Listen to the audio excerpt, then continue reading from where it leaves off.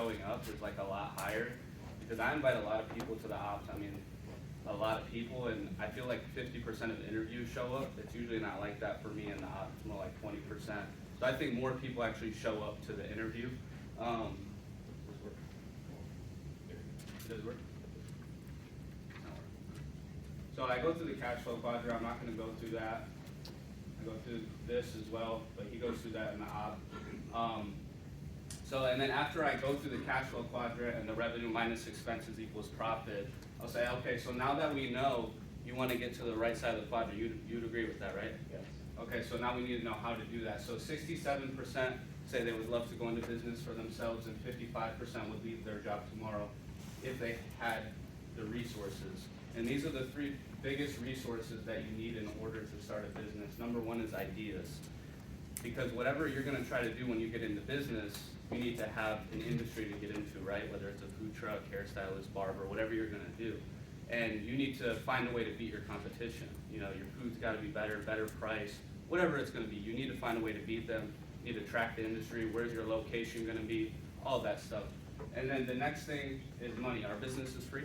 No. No, right? A lot of people, you need a lot of capital before going into business. But let's say you did have the money and you had the ideas and you knew what you were gonna do. Well, you also need the time. Why do you need a lot of time in order to run a business? Well, if me and you started a business, are we gonna get paid hourly or salary? No. Well, how are we gonna get paid? Sales. Profits, right? Yeah, so, you know, a lot of us, we have too many responsibilities and bills in order to just start a business from scratch, so we gotta get a job, and that's cool. But how are you gonna work 40 hours a week and also run a business? That'd be pretty tough, right? Yep. Yeah, so that's why most people, they can never find a way to get to the right side of the quadrant, because you need all three of these things. Well, if I had an opportunity where the ideas were taken care of, you didn't need a large upfront investment, and you could start on a part-time basis, would that be something you'd be open to? Of course. And then that's like that's the third slide, and then he already basically told me, yeah, I'd be open to it, right? So I mean, really, I could probably sign his IBA right now, but I'm not gonna do that. But, so, and then I'll say, okay, I'm gonna touch on all three of these areas, and then we'll recap at the end. Is that cool? Yeah. Okay, cool. And then I go through, you know, all this stuff. This is all in the QA. I'm not gonna go through this. Go over the company accolades, what we do for our clients, Rule 72. I'm not gonna go through that. Chat goes through all this in the op. And then the closing slide is this right here. So I go over the license requirements. I already went over the compensation and everything. I'll be like, okay, so now I'm just gonna recap over everything. So we have 3 different licenses. We have the life insurance license. This pays about $500 to $1,500 per client. Only takes 1 hour. It's all on Zoom. How long would it take you to make $1,000 at your job? 2 weeks. Okay, if I could show you how to do that in 1 day, would you be interested in that? I'd love to. Okay, cool. The second thing is investments. This license pays about $3,000 to $6,000 per client. So let's say you knew somebody, they had an old 401k, let's just say it had $400,000 in it, and you get them to roll that money over with you. Say you make $4,000, you'll make that you make that up front, but then every 3 months after that, you'll get paid $400. So you could be 50 years old still getting paid from things that you did when you were 18, 19. Mortgages license pays $2,000 to $4,000 per client, just refinancing houses, you know, stuff like that. But there's 3 requirements to getting the licenses. One, you got to be able to pass a background check, so no felonies, no misdemeanors. You can go with that. Good. Okay. You got to be able to pass exams. Just one exam for life insurance, 3 for this one for that. You just got to be able to get a 70%. What's that in school? C? Yeah, that's good. I was a C student. You'd be cool with that, right? Yeah, I can see. Okay. All right, cool. So, and then the last thing, just like any other license, if you were going to be a barber, a real estate agent, electrician, plumber, whatever you're going to do, you got to get a license, right? Right. So usually for all 3 of these licenses, it's about $1,500. But our company pays 90% of the cost, so they'll cover $1,376. All you gotta pay is $124. That covers the licensing, the background check, and the software that we use to manage all of our clients. And from you getting started, we put $50 into a training bonus, so you'll get half of it back just from getting started. So my only question is, would you have any financial difficulty covering this at all? No. Okay, cool. right now I would open it up for any questions, answer all of his questions, whatever they are. I actually go over the training times in the interview, just so that they know what to expect. And then I'll schedule his orientation, send out the video. I have them set up the study material on their own. That way they're prepared, like they can pass some chapters before the orientation. And then, I just submit the IBA and go from there. All right, so go back to the money time idea slide. I might be faster, probably.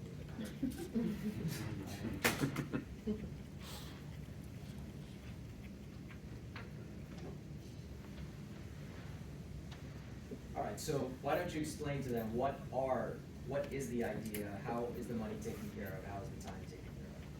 Well, usually when I go through the financial challenges and stuff, I'll say we have all the ideas taken care of. You know, we're helping middle income families. You know, I go through that on the slide where it's like poverty, middle class, wealthy. Like we have the ideas. We know what our target market is.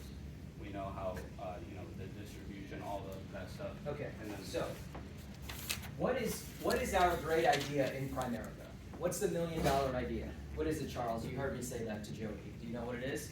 The $1 million idea? Yeah, meaning like what's this great idea that we have? You need an idea to start a business. What is the great idea that we have for people? What do you know what it is? No. Okay.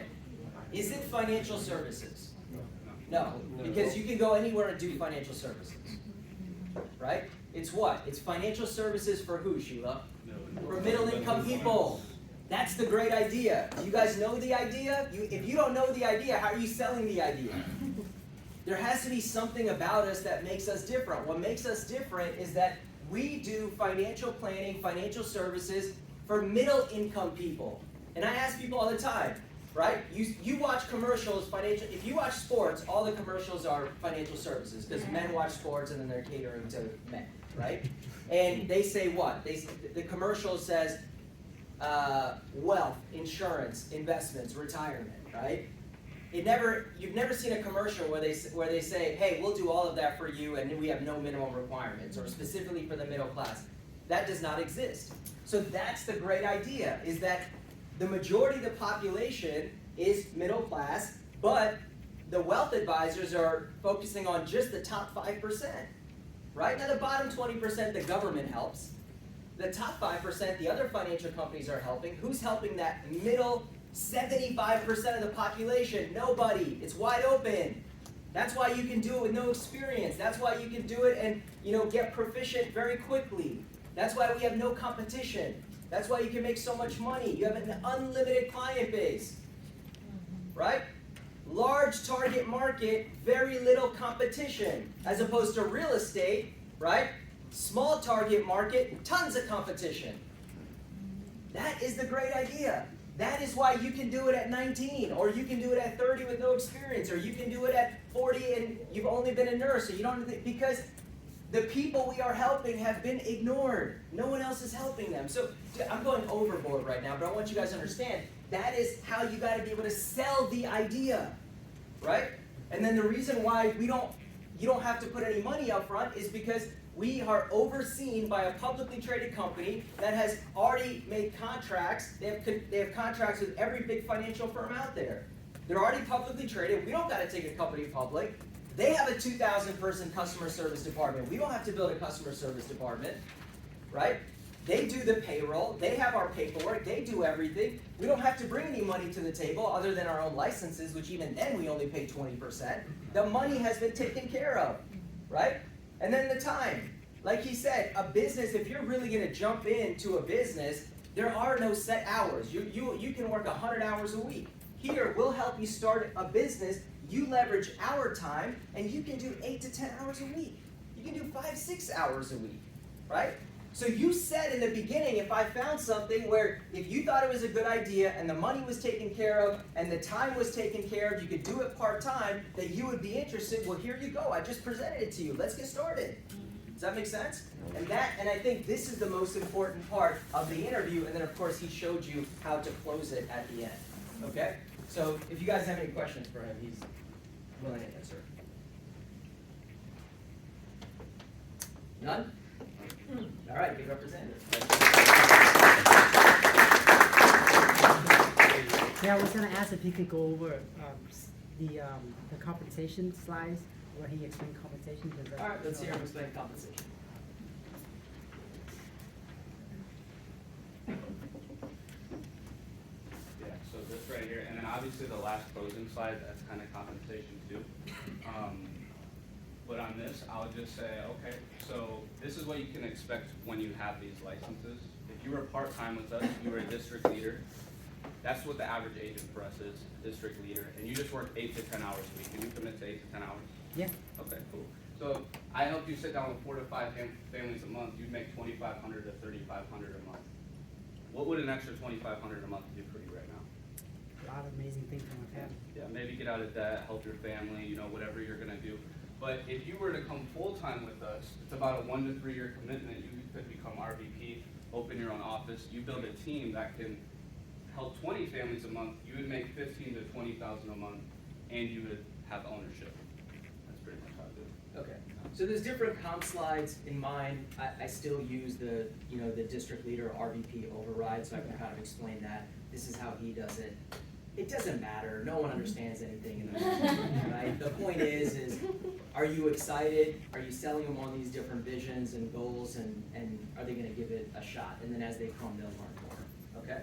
So, Can you go over the main questions typically people ask if they do have questions at the end? I think the main question people really have is, where do I get the clients from? But we kind of go over that in this right here. I actually got this from Hector Lamarck in one of his audios. He goes through this, and basically on every one, he'll be like, do you know somebody in debt? And then he'll be like, okay, if you had 10 people you knew that were in debt, and we could bring them from this to that, how many of them would sign up? And then he'll usually say 10. And then I do that on each one of these, and then I'm just like, okay. So they kind of expect, like, that's what we're gonna do. so this is a before and after. Right. Before Primerica, they had Yeah. debt, they had the wrong insurance, wrong auto and home, Yeah. not on track for retirement. After Primerica, we changed all this stuff, so you do a before and after. And then I'll say, out of 10 people, if you knew 10 people in this situation, we brought them through this, how would they feel about you? You bring them Yeah. from there to that, and then. Yeah. So I know the idea is middle income, but are there instances where you can close business and meet with people who are in the higher bracket or even in the lower bracket? Sure. I mean, the lower bracket's kind of hard, I Mhm. mean, because, you know, they don't really have money, but, Right. for the higher income, for sure. I mean, our investments, we have like the top investments, we're partnered with the best companies, so. Okay. Do you ever talk to them about the PLC? Do you ever ask you about that? No. What was your question? Me? Yeah. Yeah. Do you ever talk to them about the POLP? The $25. Oh, the POL fee. Yeah. Oh, I couldn't really. I thought you said PLP. Yeah, that's what I thought, yeah. Yeah, the POL fee, yeah, so when I go through the licensing requirements, and I say the 124, I say it covers the background check, the licensing fees, and the software that we use to manage our business and our clients. And then when it comes up in the application, I'm like, yeah, that's what I went over, it's the software, and then, they're fine with that. And then I'll tell them they can cancel in future months, but in the orientation, I'll explain to you how it works. For the first month, it's a part of the 124, and you can cancel it whenever you want. That's it.